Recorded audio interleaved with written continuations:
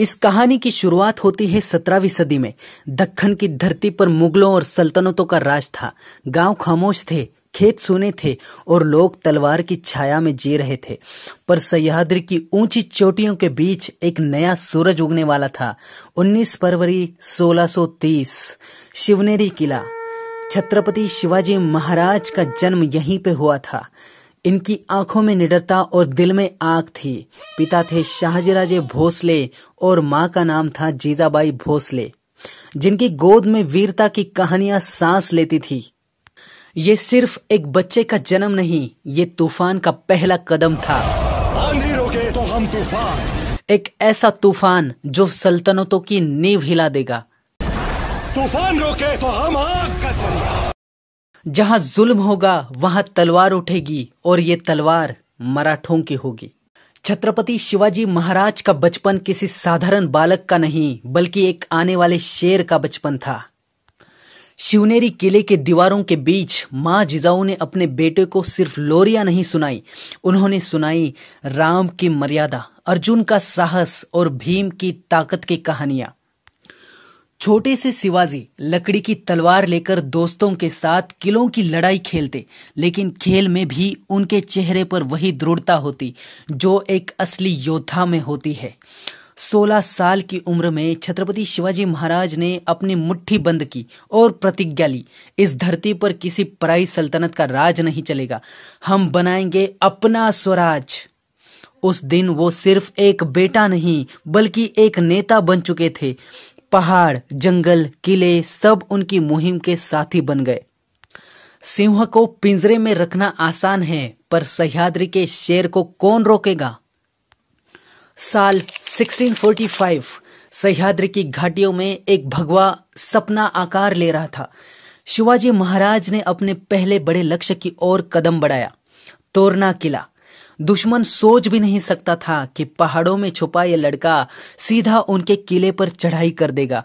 रात के अंधेरे में मराठा वीर बिजली की तरह किले की दीवारों पर चढ़ गए। तलवारें चमकी, नगाड़े गूंजे और कुछ घंटों में भगवा लहराने लगा। तोरना, फिर राजगढ़, फिर एक एक कर किले मराठों के कब्जे में आने लगे। ये सिर्फ जीत नहीं थी, ये एक संदेश था। अब दक्कन में दिल्ली का नहीं, मराठों का हुक्म चलेगा। किले पत्थरों से नहीं, इरादों से जीते जाते हैं, और हमारे इरादे पत्थर से भी सख्त है। दिल्ली के तख्त पर बैठा बादशाह सोचता है कि वो पूरे हिंदुस्तान का मालिक है, लेकिन सह्याद्री के पहाड़ उसे दिखा देते हैं कि सत्ता सिर्फ ताकत से नहीं, साहस और चतुराई से भी मिलती। दिल्ली का तख्त जहां बैठा था औरंगजेब, खुद को आलमगीर यानी पूरी दुनिया का मालिक मानने वाला, उसके लिए दक्खन की धरती सिर्फ एक और जीत थी। लेकिन उसे नहीं पता था इस धरती की नसों में मराठों का खून दौड़ता है। छत्रपति शिवाजी महाराज के किले जीतने की खबरें दिल्ली पर पहुंची। औरंगजेब का चेहरा सख्त हो गया। उसने कहा, इस छोटे से मराठाओं को कुचल दो, इससे पहले कि ये आग पूरे हिंदुस्तान में फैल जाए। मुगल सेना दक्खन की ओर बढ़ी, लेकिन यहाँ तलवार से पहले चाल चलती थी और युद्ध से पहले बुद्धि। पहाड़ों में गुरिल्ला युद्ध, जहां मराठा योद्धा बिजली की तरह आते थे और तूफान की तरह गायब हो जाते थे। मुगल घुटनों पर आने लगे और औरंगजेब को समझ आया, ये लड़ाई आसान नहीं है। मुगलों की तलवारें लोहा है और मराठों का लहू आग है। बीजापुर की आदिलशाही अपना सबसे क्रूर सेनापति भेजती है। उसका नाम था अफजल खान। लंबा चौड़ा, हाथी जैसा शरीर और चालाकी में लोमड़ी जैसा दिमाग। उसका मकसद साफ था, छत्रपति शिवाजी महाराज को जिंदा या तो मुर्दा पकड़ना। लेकिन छत्रपति शिवाजी महाराज जानते थे ये आदमी सिर्फ तलवार से नहीं, धोखे से भी मारता है।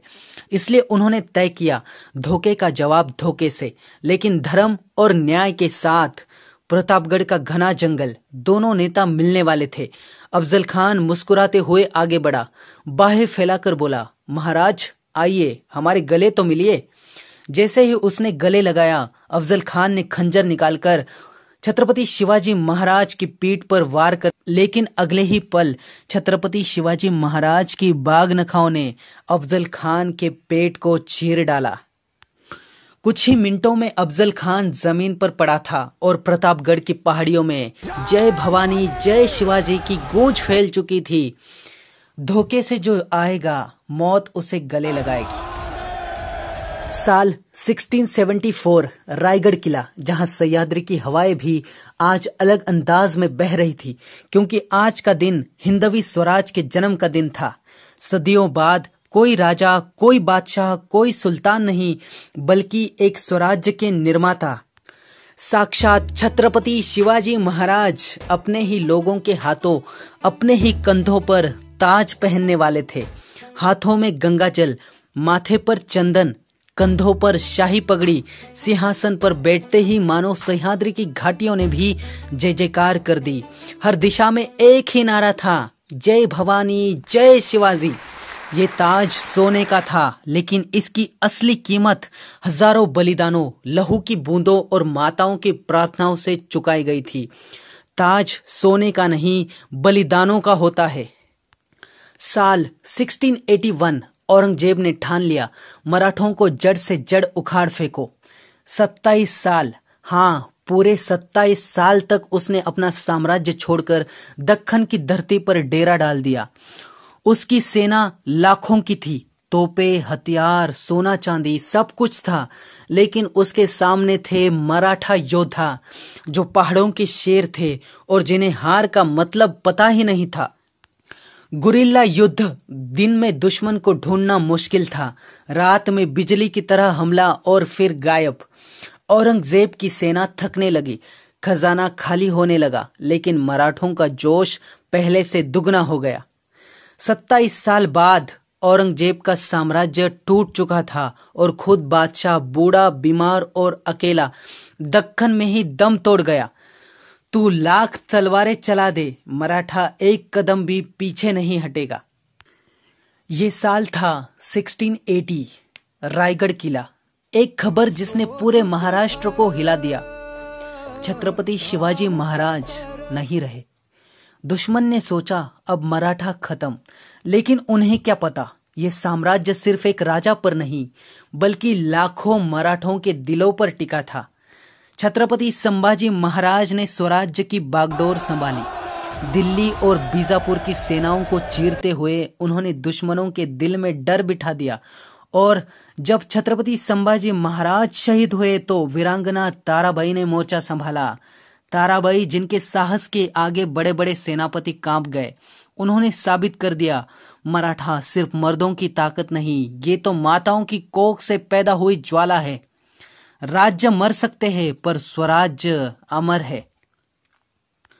साल 1761 मराठा साम्राज्य समुद्र से हिमालय तक फैल चुका था।